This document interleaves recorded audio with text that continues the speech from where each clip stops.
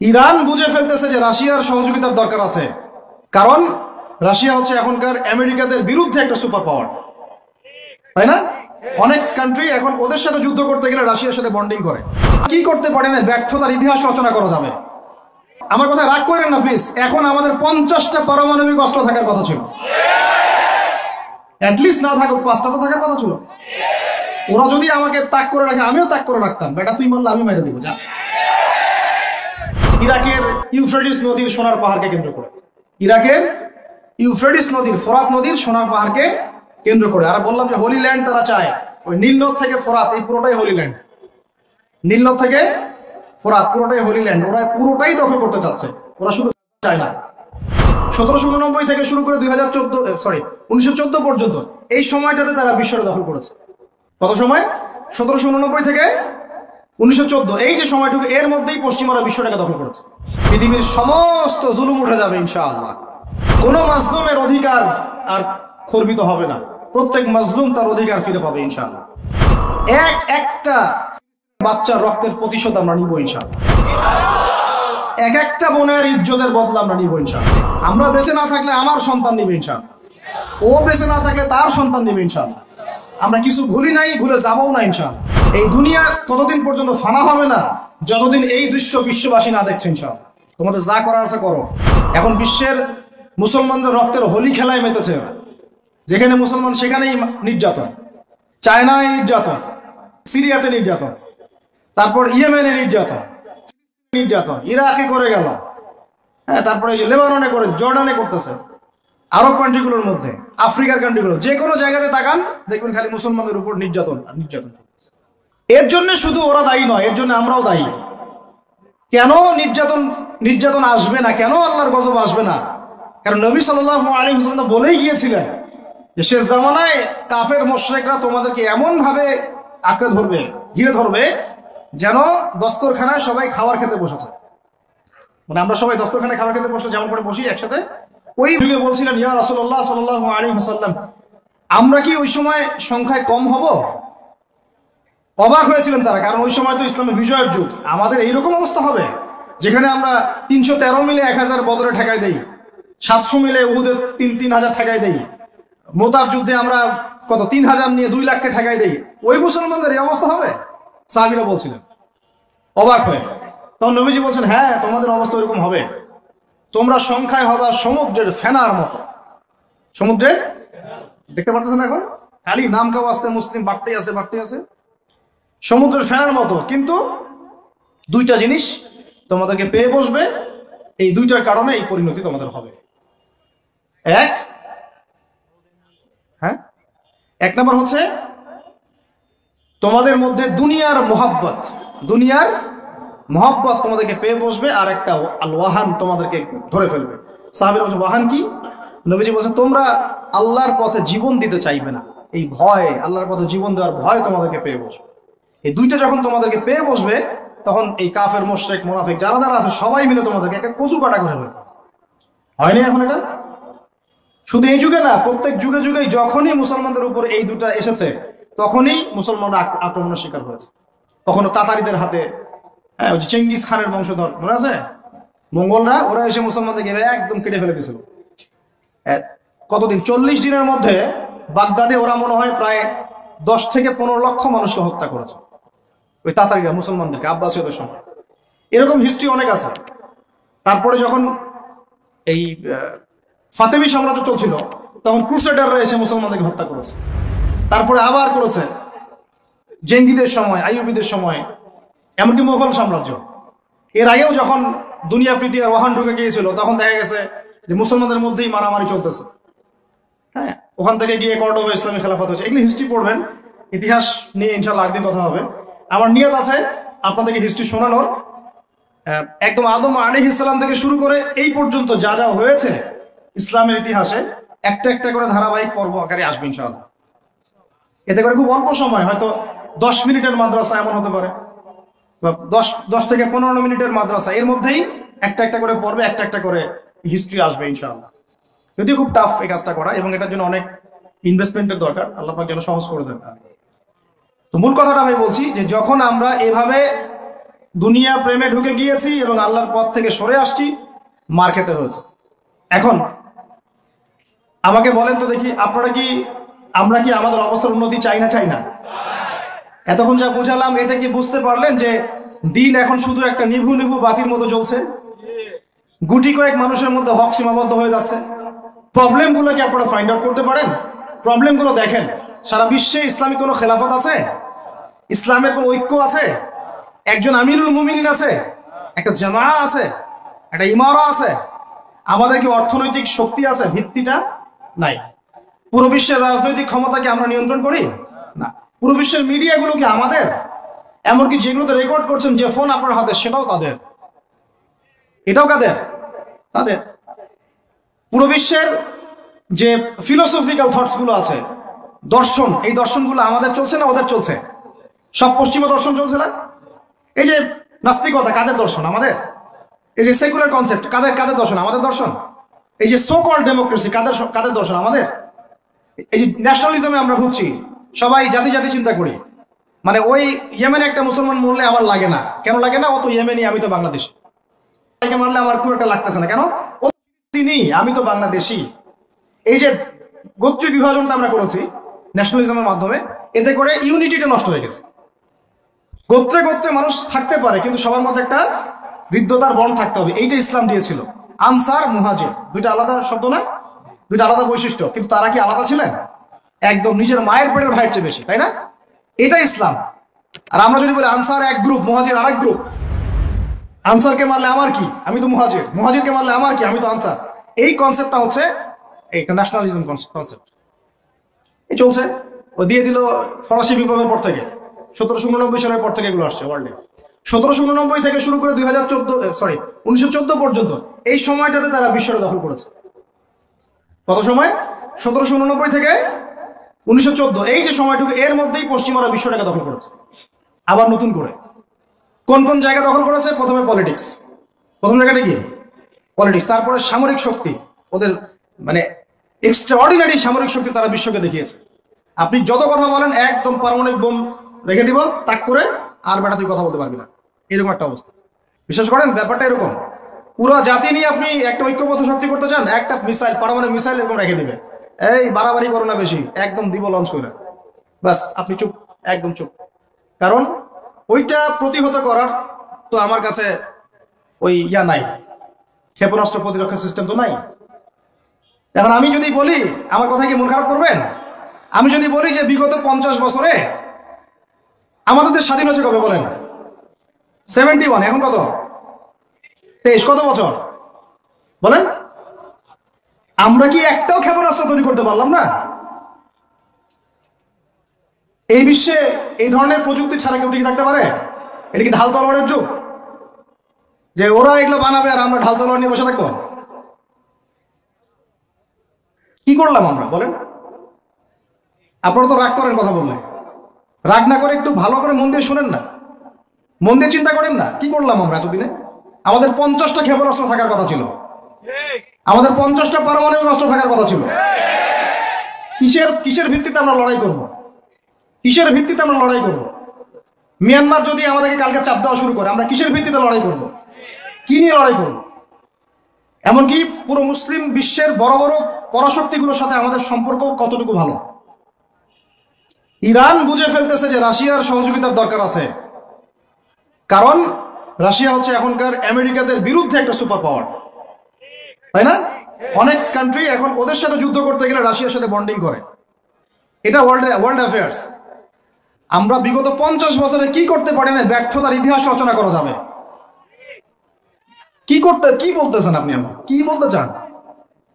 এটা রচনা করা যাবে একটা ইতিহাস। পদে পদে দুর্নীতি করেছে, পদে পদে টাকা আত্মসাৎ হয়েছে, পদে পদে হক নষ্ট করা হয়েছে। এগুলো সব আমাদের সম্পদ ছিল, জনগণের ছিল। আমি কোনো পলিটিক্যাল পার্টি করি না, কখনো করিও নাই, আবার করারও কোনো শখ নাই। কিন্তু একজন জনগণ হিসেবে, সাধারণ জনগণ হিসেবে এই কথাগুলো বলছি। প্রত্যেক পদে পদে দুর্নীতি, টাকা আত্মসাৎ, সিস্টেম লস। কেন? একটা ছেলে যোগ্যতা আছে, চাকরি পাবে না কেন? ওই ছেলের যোগ্যতা আছে, কেন চাকরি পাবে না? আপনি আল্লাহর কাছে কি জবাব দিবেন? আপনারা বলেন, আপনারা আল্লাহর কাছে কি জবাব দিবেন? ওর যোগ্যতা আছে, কেন সে পেল না? কেন একটা গভর্নমেন্ট প্রতিষ্ঠানের মধ্যে পদে পদে আমাকে ফাইল ট্রান্সফার করতে হবে, সবাইকে টাকা খাওয়াতে হবে কেন? আমার তো যোগ্যতা আছে, আমি তো হকের উপর আছি। বিসিএস তো কোচিং আমিও করেছি, আমি তো ক্যাডার হতে পারতাম, আমি কেন হতে পারলাম না? কেন চান্স দিলেন না? কেন বড় বড় পরীক্ষার প্রশ্ন ফাঁস হয়ে যাবে? কেন একজন ডক্টর যাকে আমরা আমাদের ট্যাক্সের টাকা দিয়ে আমাদের ভাইরা বেতন দিচ্ছে, ও কেন দেরি করে হসপিটালে আসবে? কেন আসবে? কে ব্যবস্থা নিবে এগুলোর এগেইনস্টে? আমরা ব্যবস্থা নিতে পারবো? আপনাকেই তো নিতে হবে। উমর ইবনুল খাত্তাবের মতো শাসক কে হবে? আপনাকে হতে হবে, আমরা তো হব না। আর আমাদের সেই যোগ্যতাও নাই, ইচ্ছাও নাই। আমরা দায়িত্ব নিতে চাই না, দায়িত্ব ছেড়ে দিতে চাই। ইসলাম কি বলে? দায়িত্ব নিতে বলে না ইসলাম বলে যে যোগ্যকে দায়িত্ব দিয়ে দাও। কোন সাহাবী দায়িত্ব নিজেকে চেয়ে নেন নাই কখনো, বলেছেন আমাকে দেওয়ার দরকার নেই, তাকে দিয়ে দাও। আবু বকর সিদ্দিকের পর উমর ইবনুল খাত্তাব পর্যন্ত বলছিলেন আমাকে দিয়েন না, প্রয়োজন আলীকে দেন, উসমানকে দেন। উমরের মতো মানুষ এই কথা বলছিলেন। আর আমরা এখন কি করি ভাই? আমার চরিত্র সবচেয়ে ভালো, আমারে দেন, আমারে। খালি কিয়ামতটা হয়ে যাক, আল্লাহ পাক দাঁড় করাবেন সবগুলোকে সিরিয়ালে, দেখা যাবে কে কি জবাব দিতে পারে, দায়িত্ব কতটুকু বুঝাই দিতে পারে, এটা দেখা যাবে। কেন এটা হবে? আমার কথা রাগ করেন না প্লিজ। এখন আমাদের 50টা পারমাণবিক অস্ত্র থাকার কথা ছিল, অ্যাটলিস্ট না থাকুক 5টা তো থাকার কথা ছিল। ওরা যদি আমাকে তাক করে রাখে, আমিও তাক করে রাখতাম। বেটা তুই মারলে আমি মেরে দিব, যা। উত্তর কোরিয়ার মতো একটা কান্ট্রি, আমার সাবজেক্টে এইগুলা, আমরা ইউনিভার্সিটিতে এগুলোই পড়েছি। ও একটা কান্ট্রি, কতটুকু কান্ট্রি জানেন? উত্তর কোরিয়া দক্ষিণ কোরিয়া একসময় মারামারি করতো, এই মারামারি লাগিয়ে দিয়েছিল পশ্চিমারা। পরে উত্তর কোরিয়ার প্রেসিডেন্ট ওই বলা থেকে বের হয়ে যায়, বলা থেকে বের হয়ে চায়নার সাথে বন্ডিং শুরু করে, রাশিয়ার সাথে বন্ডিং শুরু করে, ওদের সাপোর্টে সে আস্তে আস্তে আস্তে নিউক্লিয়ার ডিভাইসগুলো তৈরি করা শুরু করেছে। করার পরে এখন এই মাত্র বেশি না, 20 থেকে 25 বছরে ওরা এমন একটা জায়গায় চলে গেছে, খাইতে পারুক না পারুক পারমাণবিক বোমা একদম তাক করে রেখে দেয়। পশ্চিমারা ওখানে নাক গলাতে পারে না, ও নাক গলাতে পারে আমার কাছে এসে, আমাকে বলে স্যাংশন দিবে, আমাকে বলে তোমাকে ভিসা নীতি বাতিল করে দিব। আমাকে বলতে পারে, ওকে বলতে পারবে না তো, কারণ ওর কাছে ওইরকম অস্ত্র আছে, দিবে একটা মায়েরা, যা বেটা আসে। ওর পার্ল হারবার আছে সামনে জাপানের ওখানে। কারণ এটা এমন একটা বিষয় যে একটা যদি সে মারে আর এও তো একটা মারতে পারবে। একটা বোমা পড়লে পুরো জাতি একদম মুহূর্তের মধ্যে ছাই হয়ে যাবে, ছাই। এজন্য এটা যুদ্ধ এত সহজে কেউ যেতে যাবে না। এটা হচ্ছে একটা মনস্তাত্ত্বিক শক্তি যে আমার কাছে আছে, তুই মারলে কিন্তু আমি মারতে পারি। এই মনস্তাত্ত্বিক শক্তিটাই দরকার ছিল, এখন নাই। আর ভাই এগুলো আমাদেরও তো অনেক দোষ, সব কিছু তো আমরা মানুষের উপর চাপাই দিয়ে বসে থাকি। আমরা যখন অ্যানালাইসিস করতে বসি সবাই মনে হয় যে বিজ্ঞ পণ্ডিত, কিন্তু আপনি তো দায়িত্ব নিয়ে সামনে আসছেন না, আপনি তো পড়াশোনা করে উপরে আসছেন না, আপনি তো জ্ঞান অর্জন করে মানুষকে বোঝানোর চেষ্টা করছেন না। আমরা তো আমাদের দায়িত্ব পালন করছি কি? আল্লাহ পাক আমাদের সবাইকে বিচক্ষণ হওয়ার তৌফিক দান করেন। কয়টা সায়েন্টিস্ট তৈরি হয়েছে আমাদের? বলেন, কয়টা সায়েন্টিস্ট তৈরি হয়েছে আমাদের জাতির মধ্যে? নাস্তিক তো ভুরি ভুরি তৈরি হচ্ছে। কয়টা সায়েন্টিস্ট তৈরি হয়েছে আমাদের ইউনিভার্সিটিগুলোর মধ্যে? কয়জন অর্থনীতিবিদ তৈরি হয়েছে ইউনিভার্সিটিগুলোর মধ্যে? আমিও তো পড়েছি ইউনিভার্সিটি। ছেলে মেয়ে একসাথে বসে গাল গল্প করে, চীনা বাদাম খায়, কোনো সময় স্যার আর ছাত্রীর প্রেম হয়ে যায়। আমি বলছি না কিছুই হয় না, পড়াশোনা তো হয়, সিস্টেম তো অনেক সুন্দর, টাকা পয়সাও সরকারি অনেক খাচ্ছেন আপনারা। কিন্তু এখন কথা হচ্ছে গভর্নমেন্টের যে এত টাকা পয়সা খাচ্ছেন, রেজাল্টটা কি দিচ্ছেন? কি জাতীয় উপহার দিচ্ছেন আপনারা? কোন প্রজন্ম উপহার দিচ্ছেন? এগুলো কি গভর্নমেন্ট টাকা আপনারা কি মনে করেন? এই ট্যাক্সের টাকাকে কি মনে করেন? এগুলো মানুষের আমানত, রক্ত ঘাম করা পয়সা। আপনাকে বেতন দেওয়া হচ্ছে, আপনাকে ফ্ল্যাট দেওয়া হচ্ছে, আপনাকে গাড়ি দেওয়া হচ্ছে, ওগুলোর দিকে তো চোখ দেন না। আমরা একটু এক্স করোলা গাড়িতে চললেই একদম নজরদারির মধ্যে চলে আসি। গাড়ি কোথেকে আসলো? আমার গাড়ির দাম তো 6 লাখ টাকা না 7 লাখ টাকা, আপনার গাড়ির দাম তো 50 লাখ টাকা। আর এইগুলো আমাদেরকে মানুষ ভালোবেসে হাতিয়ে দিয়েছে। আপনাকে ভালোবেসে না দিলে আমি কি করতে পারি? আমার কিছু করার আছে? তো মূল জায়গাগুলো তো আমরা দেখি না। সব সমস্যা ইসলামকে নিয়ে চুলকানি নাকি? খালি ইসলামকে নিয়ে চুলকানি হয়? মূল জায়গায় আসেন।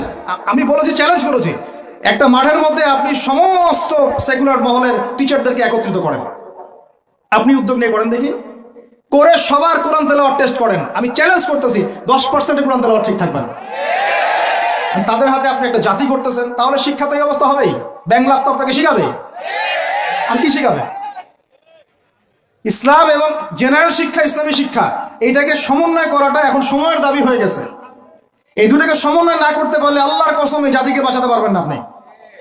এখন টিকটক দেখতেছেন, সামনে কোন টক আসবে আল্লাহ ভালো জানে, আল্লাহ ভালো জানে। এখানে এখানে আপনার ঘরেও তো দেখবেন যে একটা অপদার্থ পয়দা হয়ে গেল। কত এরকম ছেলে তার বাবা মাকে বৃদ্ধাশ্রমে পাঠিয়ে দিল, সন্তানের হাতে মা খুন হলো। এই তো কয়েকদিন আগে এক পুলিশ অফিসার খুন হয়েছিল এক সন্তানের হাতে, মনে নাই আপনাদের এগুলা? তাহলে আমরাই তো আমাদের ঘরে সাপ তৈরি করতেছি। ভাববেন না যে এগুলোর ফলে শুধু সমাজে একটা প্রভাব বিস্তার হবে, আমার ঘরে কিছু হবে না, কখনো নয়। আমিও এফেক্টেড হব, আমার ঘরেও আসবে। এখন আল্লাহ রাব্বুল আলামিনের কাছে খালি দোয়া করতে পারি আমরা, আল্লাহ পাক যেন আমাদেরকে এমন যোগ্য যোগ্য ব্যক্তি উপহার দেন আল্লাহর পক্ষ থেকে। যে হোক সে X Y Z, whoever he is, আমরা কোনো দলের মানুষ না, কোনো পলিটিক্যাল পারসন না। এক্স ওয়াই জেড যে হোক না কেন, আমরা যে সৎ যোগ্য ইমানদার মানুষ, সৎ যোগ্য ইমানদার মানুষ যারা তাদের এই ক্ষমতাটাকে, এই প্রতিভাটাকে দিনের জন্য কাজে লাগাবে ইনশাআল্লাহ। এরকম মানুষ চান না আপনারা? এটা দোয়া করতে হয়, আল্লাহ যেন কবুল করেন, আমিন। আর আমাদেরকেও হতে হবে আনুগত্যশীল, এবং আমরা শান্তিপূর্ণ কোনো পরিবেশের মধ্যে বিদ্রোহ করতে যাব না। কারণ এগুলো করলে রাষ্ট্রের আরো ক্ষতি হয়, উপকারের চেয়ে কি হয়, ক্ষতি বেশি হয়। আমরা দোয়া করব, চেষ্টা চালাবো, আল্লাহ রাব্বুল আলামিনের কাছে মুজাহাদা চালিয়ে যাব, এবং আমরা গঠনমূলক সমালোচনার মধ্য দিয়ে আমরা তাদের কাজের পজিটিভ নেগেটিভ বিষয়গুলো উপস্থাপন করতে পারি। এরপর যদি তারা দাওয়াত কবুল না করে, তাদের কবর তাদের, আপনার আমার কবর আমাদের, লাকুম দীনুকুম ওয়ালিয়া দীন। ব্যাস, এটা আমাদের দায়িত্ব। এখন আমার কথাটা আমি গুছিয়ে নিব, কনক্লুশনের দিকে একটু আমার দিকে মনোযোগ দেন। আর শেষে গিয়ে আমি আপনাদেরকে 5টা প্রশ্ন করবো। কয়টা ভাই? সেরা 5 জন, যে 5 জন অ্যান্সার দিতে পারবেন তাদের জন্য আমি হাদিয়া নিয়ে আসছি। 5টা বই আমি আমার পক্ষ থেকে উপহার দেবো ইনশাআল্লাহ। ঠিক আছে? এই যে লেকচারটা দিয়েছি এর উপরেই 5টা প্রশ্ন হবে ইনশাআল্লাহ। দেখবো কে কতটুকু লেকচার শুনেছেন। কনক্লুশনটা এখন শোনেন। পুরো বিশ্বের প্রেক্ষাপটটা এখন আমাদের অনুকূলে না। আমার সাথে বলেন তো, কি বললাম? পুরো বিশ্বের প্রেক্ষাপটটা আমাদের অনুকূলে না। বিশ্বের বড় বড় সেক্টরগুলো মনে রাখবেন, বড় বড় সেক্টরগুলো হচ্ছে 1 রাজনীতি, 2 ভূ রাজনীতি, 3 অর্থনীতি, 4 সংস্কৃতি, 5 শিক্ষা এবং 6 প্রযুক্তি। কটা বললাম? 6। এই প্রতিটা বিষয়ে এখন আমরা নিয়ন্ত্রণ করি না, এটাই বাস্তব, এটাই সত্য। কারা নিয়ন্ত্রণ করে? ইসলামের দুশমনরা করে, ইসলামের দুশমনরা করে। এবং দুশমন বলতে মনে করবেন না যে হিন্দু ভাইয়া ইসলামের দুশমন, না, সবাই ইসলামের দুশমন না। তাদের মধ্যে অনেক ভালো মানুষ আছে, কিছু ভালো মানুষ আছে। একজন সকালবেলা এসে উহুদের যুদ্ধ করেছিল, একটা সেজদাও দেয় নাই, বেচারা শহীদ হয়ে জান্নাতে চলে গেছে। আব্দুল্লাহ বিন সালামের মতো বড় আলেম ছিলেন, বাদশা নাজাশির মতো মানুষ ছিলেন, মুসলমানদেরকে আশ্রয় দিয়েছিলেন। তাহলে কারা সমস্যা? কারা? তো হেনরি ফোর্ডের লেখা, উনি আগে জায়নিস্ট ছিলেন, পরে বের হয়ে আসতেন, তওবা করে ফিরে আসছে আর কি। তো এরা হচ্ছে এই বিষয়গুলো নিয়ন্ত্রণ করে, প্রতিটা বিষয়, প্রত্যেকটা বিষয়, ব্যাংকিং সিস্টেম থেকে শুরু করে পলিটিক্যাল অ্যাফেয়ার্স, এভরিথিং। আমাদের হাতে কিছু নাই, কিন্তু আমরা বললাম যে ফিউচার ইসলাম আসবেন এবং এটা কায়েম করবেন, এই তো কনক্লুশন। তাহলে মাঝখানে যে সময়টা বাকি আছে, এই সময়টাতে কাদের হাতে বা কোন বৈশিষ্ট্য ধারণ করতে পারলে আমাদের হাতে এই বিজয়টা হবে, এই তো প্রশ্ন, না? এই না বিষয়টা? মাঝখানে একটা সময় তাহলে বাকি, সামনেও দেখলাম কি হতে যাচ্ছে। আমার কাছে শুনেন, এগুলো নিয়ে আমরা স্টাডি করতেছি না দীর্ঘদিন থেকে। মালহামা না হওয়া পর্যন্ত না, কি হওয়া পর্যন্ত? মালহামা মানে গ্রেট ওয়ার, বিশাল যুদ্ধ, একটা ম্যাসাকার যুদ্ধ, মানে 99% কম্পিউটার মারা যাবে, যোদ্ধা 100 জনের মধ্যে 99 জন মারা যাবে। যে বাঁচবে সে মনে করবে আমি সেই ব্যক্তি যে বাঁচবো, সবাই আশা নিয়ে যাবে ওখানে। কি নিয়ে হবে যুদ্ধ? ইরাকের ইউফ্রেটিস নদীর সোনার পাহাড়কে কেন্দ্র করে, ইরাকের ইউফ্রেটিস নদীর, ফোরাত নদীর সোনার পাহাড়কে কেন্দ্র করে। আর বললাম যে হোলি ল্যান্ড তারা চায়, ওই নীলনদ থেকে ফোরাত, এই পুরোটাই হোলি ল্যান্ড। নীলনদ থেকে ফোরাত পুরোটাই হোলি ল্যান্ড, ওরা পুরোটাই দখল করতে চাচ্ছে। ওরা শুধু গাজা চায় না, লাস্ট 100 বছর থেকে ওরা এই মিশনে হাঁটতে হাঁটতে হাঁটতে মোটামুটি এখন 70-80% জায়গায় কিন্তু দখল করে ফেলেছে, ফেলে নাই? ওইটা আরেকটা ইস্যু, ইনশাআল্লাহ কথা হবে। এখন মূল কথায় আসেন। তাহলে আমরা ফিউচারটাও জানি, বর্তমানটাও বুঝতে পারছি। এখন এই পিছনে ছুটবেন না, আসবেন, যখন আসবেন আমরা চিনতে পারবো ইনশাআল্লাহ। তবে আমার মনে হয় যদি ওই সময় এইসব মিডিয়াগুলো থাকে আর এরকম কিছু মুনাফিক আহলুন নেফাক থাকে, তারা কেউ সন্ত্রাসী বলে দিবে, আমার তাই মনে হয়। আল্লাহ মাফ করুক। এখন মাঝখানে একটা প্রজন্ম দরকার। আমরা যদি আল্লাহর কবুলিয়ত পাই, হয়তো আমরা যদি এই সময়টা পেয়ে যাই, যদি আমরা না পাই আমাদের ফিউচার জেনারেশন, যদি তারা না পায় তাদের ফিউচার জেনারেশন, এইভাবে হয়তো চলতে থাকবে। কখন সেই প্রজন্ম আসবে আর কোন বৈশিষ্ট্য তাদের থাকবে, এর আগে আমি জাস্ট আপনাদেরকে দুইটা আয়াত শোনাচ্ছি। এক, আল্লাহ পাক বলছেন ইন তানসুরুল্লাহ ইয়ানসুরকুম, সূরা মুহাম্মাদে আছে, তোমরা যদি আল্লাহকে সাহায্য করো আল্লাহ তোমাদেরকে সাহায্য করবে। আমার সাথে বলেন, তোমরা যদি আল্লাহকে সাহায্য করো আল্লাহ তোমাদেরকে সাহায্য করবে। মানে আল্লাহর কি সাহায্যের দরকার আছে? তোমরা আল্লাহকে সাহায্য করো বলতে তোমরা যদি আল্লাহর দ্বীনকে সাহায্য করো, তোমরা যদি আল্লাহর দ্বীনকে সাহায্য করো আল্লাহ তোমাদেরকে সাহায্য করবেন। ওয়া ইউসাব্বিত আকদামাকুম, তোমাদের পা আল্লাহ পাক শক্ত করে দিবেন ইনশাআল্লাহ। একটা। দুই নাম্বার, ইন্নাল্লাহা লা ইউগাইয়িরু মা বিকওমিন হাত্তা ইউগাইয়িরু মা বিআনফুসিহিম, আল্লাহ পাক কোন কওমের কোন জাতির অবস্থা ততক্ষণ পর্যন্ত পরিবর্তন করেন না, সংশোধন করেন না, যতক্ষণ তারা নিজেরাই নিজেদের অবস্থা পরিবর্তনের চেষ্টা না করে। আয়াত তো পরিষ্কার। এখন তৈরন আবাবিল আসবে না, এসে করবে না, পাথর নিক্ষেপ করবে না, এটা সেই যুগ না। এটা আবরাহার যুগ না যে হস্তি বাহিনীকে ধ্বংস করার জন্য তৈরন আবাবিল আসবে, এটা সেই যুগ নয়। এখন আবাবিল আপনাকেই হতে হবে, আমাকেই হতে হবে। কথা কি বুঝতে পারছেন? এটা নিজেদের তাকদীর, নিজেদের ভাগ্য, নিজেদের মানে ভবিষ্যৎ আল্লাহর উপর তাওয়াক্কুল করে তার হুকুম মেনে আমাদেরকে করতে হবে ইনশাআল্লাহ। তাহলে কোন কোন বৈশিষ্ট্য লাগবে একটু খালি বলে শেষ করে দিই। এক, এমন প্রজন্ম চাই যেই প্রজন্ম 5 ওয়াক্ত নামাজ পড়ে। রাজি আছে কিনা ইনশাআল্লাহ? জোরে বলেন ইনশাআল্লাহ। আল্লাহ সাক্ষী থাকুন, আমিন। এমন প্রজন্ম চাই যেই প্রজন্মের প্রত্যেকটা মুসলিম পরিবারের 100% নামাজি মাসা। এটা না হওয়া পর্যন্ত বড় বড় বয়ান করেও কোনো লাভ নাই। এক, ঠিক আছে ভাই? রাজি আছি তো ইনশাআল্লাহ? আজকের পর থেকে নামাজ ছাড়বো? আল্লাহ পাক আমাদেরকে নামাজ শক্ত করে ধরার তৌফিক দান করুন। আর নামাজটা ভালো করে শিখে নিবেন, ধীর স্থির ভাবে পড়বেন, তাড়াহুড়া করবেন না, ঠিক আছে? 3G 4G না, শান্তভাবে পড়বেন। দুই, আমরা এমন প্রজন্ম চাই যেই প্রজন্মের 100% মুসলমান কোরআন তেলাওয়াত করতে পারে। রাজি আছি কিনা ইনশাআল্লাহ? আগামী বছর ওয়াজ করতে আসার আগেই আপনাদের সবার কোরআন তেলাওয়াত সহি চাই ইনশাআল্লাহ। রাজি আছেন ইনশাআল্লাহ? আল্লাহকে কথা দেন, রাজি আছেন? অবশ্যই অবশ্যই কোরআন তেলাওয়াত শিখতেই হবে। যেমনি পারেন, যেভাবে পারেন, যত টাকা লাগুক, যার কাছে যেতে হয় হোক, যত দূরে সফর করতে হয় হোক, আপনার দায়িত্ব এটা, আমার দায়িত্ব না, হুজুরের দায়িত্ব না, এটা আপনার দায়িত্ব। আপনি কিভাবে শিখবেন আপনার ফিকির। 3 নাম্বার, আমরা এমন প্রজন্ম চাই যেই প্রজন্ম ভিতরে বাহিরে সুন্নতের অনুসারী। রাজি আছি ইনশাআল্লাহ? সবার চেহারা দাঁড়িয়ে থাকবে ইনশাআল্লাহ?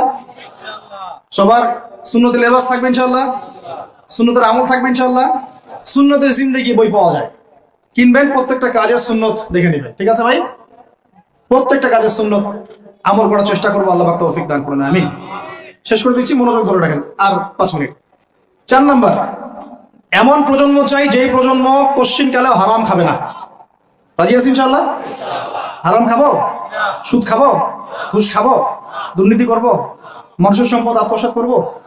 অন্যায়ভাবে আমরা মানুষকে ঠকাবো? আল্লাহ পাক আমাদেরকে বোঝার তৌফিক দান করুন, আমিন। 5, এমন পরিবার চাই যেই পরিবার হবে পুরোপুরি ইসলামিক পরিবার। রাজি আছেন ইনশাআল্লাহ?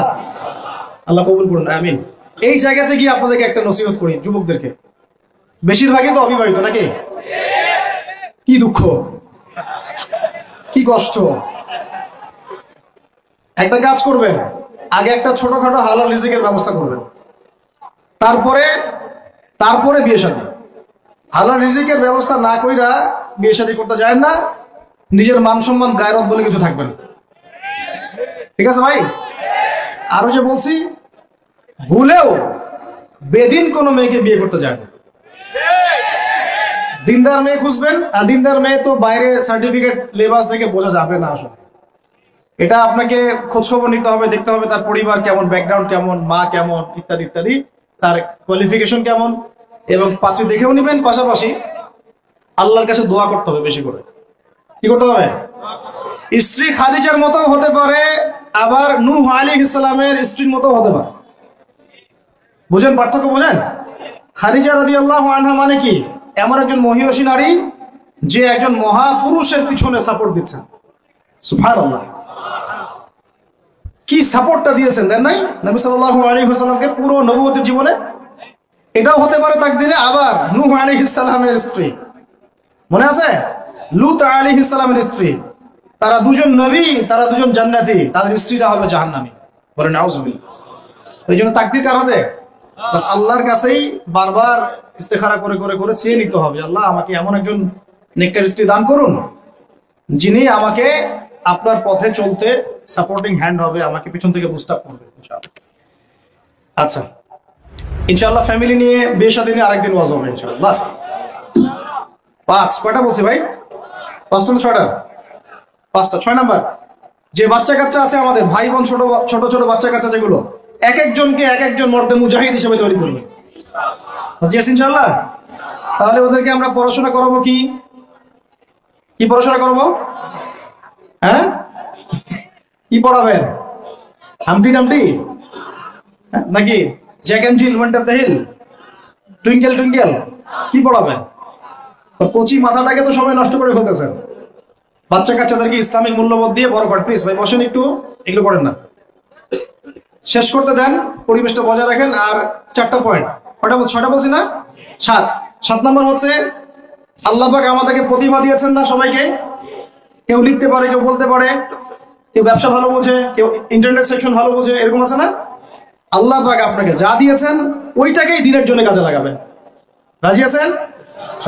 8 নাম্বার, আমাদের প্রত্যেক পরিবারের মা বোনদেরকে খাস পর্দা রাখতে হবে। নাস্তিকরা কি বলে বলুক, সেগুলোটা কি বলে বলুক, ইউনিভার্সিটি টিচার কি বলে বলুক, নেকাব খুলতে বাধ্য করে কি করে করুক, আপনি আপনার পরিবারকে পর্দা রাখবেন। যদি ওদিকে দেখেন যে কোনোভাবেই কাজ হচ্ছে না, ওই জগৎ ছেড়ে দিয়ে বাসায় চলে আসে, দরকার নেই পড়াশোনা। আমি আমার মেয়েকে মাদ্রাসায় পড়াবো, দরকার নেই আমার ওই পড়াশোনা, ঠিক আছে? প্রয়োজনে নিজে প্রতিষ্ঠান করে আপনার সন্তানকে পড়াবেন। আপনার সামর্থ্য আছে, নিজে প্রতিষ্ঠান করেন, করে সন্তানকে পড়াশোনা করেন ইনশাআল্লাহ। আগে কি প্রতিষ্ঠান ছিল নাকি? যে যুগটা সোনালী যুগ, ওই যুগে কোনো শিক্ষা প্রতিষ্ঠানই ছিল না। মানুষ ওস্তাদের কাছে ম্যান টু ম্যান পড়তো। একজনের কাছে কোরআন, একজনের কাছে হাদিস, একজনের কাছে উসুল, একজনের কাছে আরবি, এভাবে পড়তো মানুষ। ওরা মানুষ হয় না? তো এখন পরিবেশ গড়ে তোলার ফিকির করবো, যদি না পারি আমার সন্তানকে আমি ইসলামিক লাইনে পড়াবো ইনশাআল্লাহ। সামর্থ্য থাকলে নতুন নতুন প্রতিষ্ঠান গড়ে তুলবো ইনশাআল্লাহ। আল্লাহ পাক তৌফিক দান করুন। কয়টা বললাম? 8টা না 9টা? 8টা।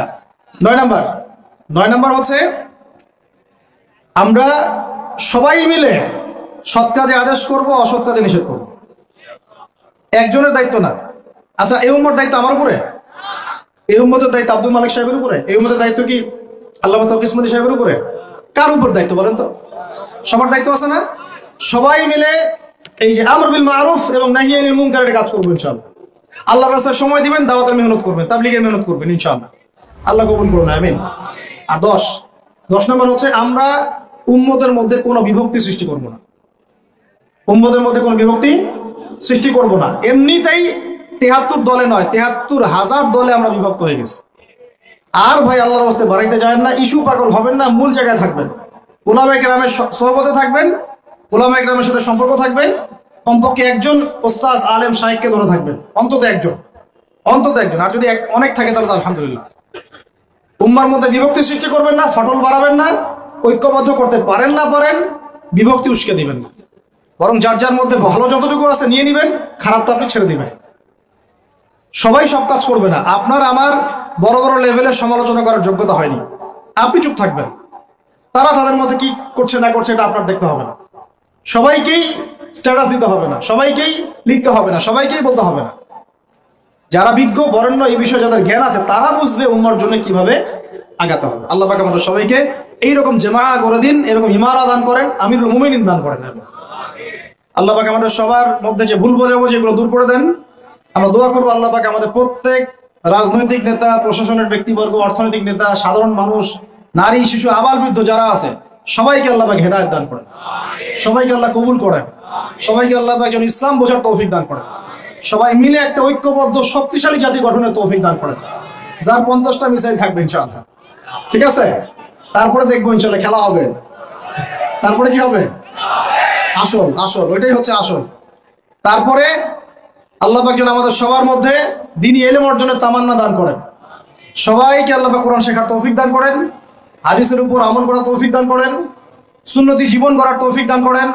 সবাইকে আল্লাহ পাক যেন নেককার স্ত্রী দান করেন, যাদের সামর্থ্য আল্লাহ পাক 2টা 3টা দান করেন, আরো দান করেন। আল্লাহ রিজিক যথেষ্ট করে দেন, আমাদের সন্তানদেরকে মানুষ করার তৌফিক দান করেন এবং সর্বোপরি আমাদের জানমাল সময় শ্রমকে কাজে লাগায় আল্লাহর জমিনে আবার বিজয় করার তৌফিক আমাদেরকে দান করেন।